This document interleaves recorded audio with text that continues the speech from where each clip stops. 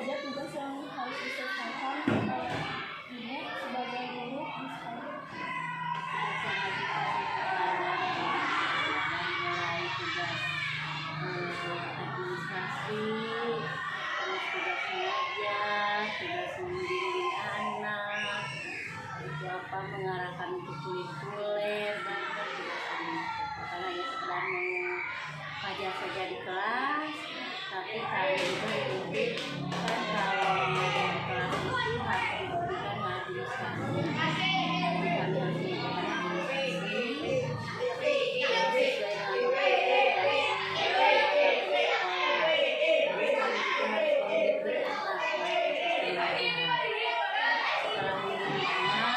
administrasi identifikasi anak, di mana anak menemukan kelemahan. Tidak semua anak sama dalam penerimaan materinya.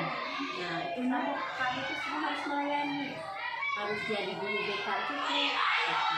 Karena kalau di sekolah itu, apalagi di sekolah SD, itu gurunya sifatnya borongan, harus segala bisa. Kan kalau di SMP SMA hanya pelajaran tertentu saja.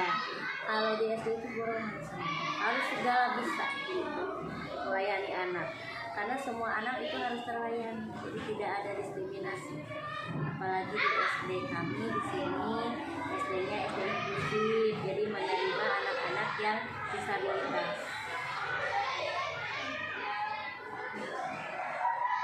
Yang kedua, selain mengajar, apakah ada tugas tambahan yang Tugas tambahan ada, Neng, terutama di ekstrakurikuler. Kami juga harus mengadakan program ekstrakurikuler pramuka. Pramuka kan di SD ada siaga, ada penggalang. Kemudian juga di sini ada petugas. Kalau itu hanya pramuka saja. Kalau yang lainnya mah ada yang perpustakaan, ada yang apa.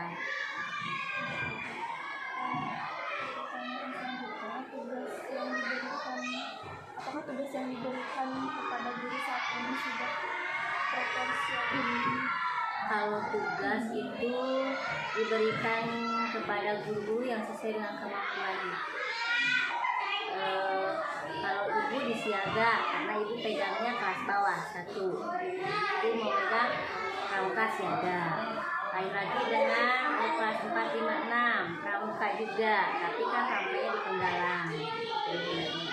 Sesuai dengan porsinya masing-masing.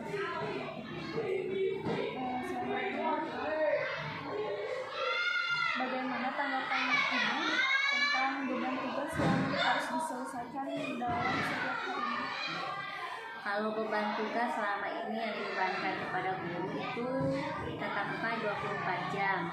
Alhamdulillah bisa melaksanakan tugas mengajar di kelas, administrasi, atau tugas tambahan yang lainnya. Selama ini tidak ada kendala.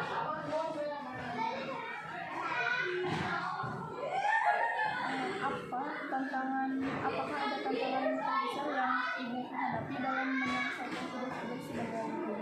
Kalau tantangan itu lebih ke masalah di kelas saja, karena kalau di kelas, terutama di kelas itu ya kelasnya 40 orang dalam satu kelas dengan 40 karakter, harus semua dilayani. Mungkin tantanya itu aja, kelasnya yang umum, karena kami kebetulan ruangan kelas belum memadai, jadi kelasnya tidak ada shift siang, pagi siang, jadi semuanya shiftnya pagi. Cuma mungkin kendalanya itu aja dari kelebihan jumlah murid, mungkin lebih dalam satu kelas. Kan harusnya kalau ibu 40, harusnya dari dua kelas, jadi 2 kelas. Nah, karena keterbatasan guru, tidak ada guru lagi, jadi ibu itu sendiri semua dalam 40 itu sendiri.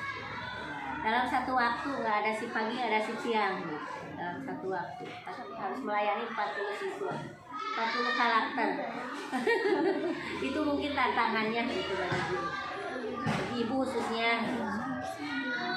Ibu, izin nanya, ada ininya nggak, terpantau nggak semuanya Ibu itu selama 40 anak itu sama Ibu, terus solusinya apa ya Bu? Kayak gitu. harus bisa melayani. Solusinya nggak bisa, guru nggak bisa diam aja, guru nggak bisa begitu ngasih materi pelajaran hanya diam di bangku, itu nggak bisa. Jadi guru harus terus buka, Lebih proaktifnya harus gurunya. proaktif. Jadi gurunya jangan hanya ngasih materi diam di bangku, itu mah anak repot gitu ya, tapi kita ini terus muter gitu, selalu anak terkendali.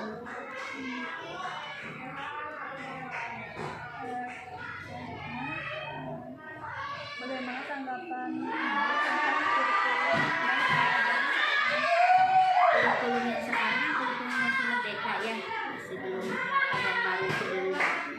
Kalau kurikulum dari kurikulum yang lalu sama yang sekarang emang sih banyak perubahannya. Cuma kalau yang dirasakan kalau sekarang itu guru harus betul-betul memanfaatkan media pembelajaran. Gitu.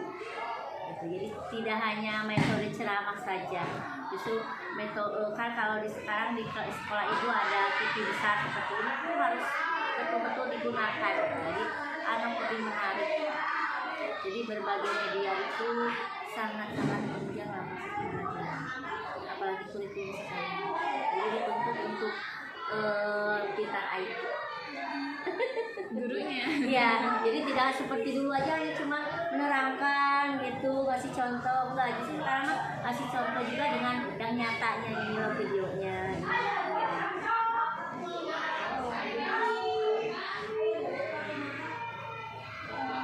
Apakah kurikulum yang ada sudah sesuai dengan kebutuhan siswa dan guru?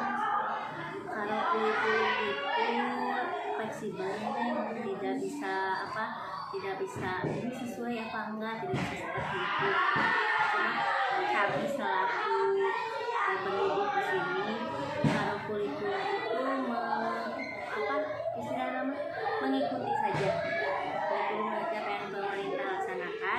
Selama kita paham dengan kurikulum yang diterapkan, terus bagaimana kita menerapkan ke anaknya, tidak ada masalah. Justru kurikulum yang sekarang lebih ya itu tadi pemanfaatan IT harus betul-betul di kurikulum sekarang. Tantangan Ibu terhadap kurikulum yang harus Tantangan sekarang yang harus dirasain.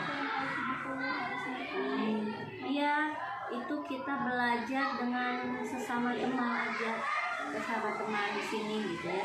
Jadi tutor sebaya aja. Jadi kayak ibu ya udah tua begini di sana, mau nyetelin apa gitu, kita bantuan ke yang muda-muda gitu. Terus kalau misalkan mau ngedownload apa gitu, misalkan menemui masalah harus apa, paling dibantu sama operator sama teman-teman yang lainnya. Jadi kami saling membantu di sini. apa nggak ada fasilitas dari pemerintah Ibu buat guru-guru itu lebih prepare gitu Bu buat pembelajaran? Belum ada sih, cuma baru bantuan beberapa kemarin punya bantuan di sini Chromebook. Alhamdulillah setiap guru bisa memanfaatkannya. Kalau misalnya IT itu mah kan kadang guru ada yang ngerti, ada yang ini, kita bisa saling bantu. Jadi kayak kursus gitu nggak ada? Enggak, kalau program khusus kayak gitu nggak ada. Justru kita banyak belajarnya dari teman-teman yang lain. Yang terakhir mungkin Ibu, bagaimana tanggapan Ibu mengenai kesejahteraan yang Kesejahteraan, kalau dikatakan kalau sejahtera alhamdulillah. Kalau ibu, karena ibu udah PNS, udah sertifikasi, jadi kalau ibu mah alhamdulillah udah sejahtera gitu ya. Ya kalau diukurnya uang sih mungkin tidak ada puasnya ya, tapi kan kita disyukurin aja. Kalau ibu mah alhamdulillah nih, gaji PNS, kemudian ada sertifikasi kan untuk para PNS. Ibu udah ikutan guru profesional, jadi udah sertifikasi, alhamdulillah udah sejahtera. Tapi kan untuk yang lainnya sekarang baru pada ikutan PPG, mudah-mudahan kedepannya yang lainnya juga lebih sejahtera. Yang honorer kan sekarang boleh ikutan PPG, gini pendaftaran apa. Insya Allah kedepannya dengan pemerintahan Pak Prabowo ada perbaikan kesejahteraan untuk para pegawai. Ya, Bang.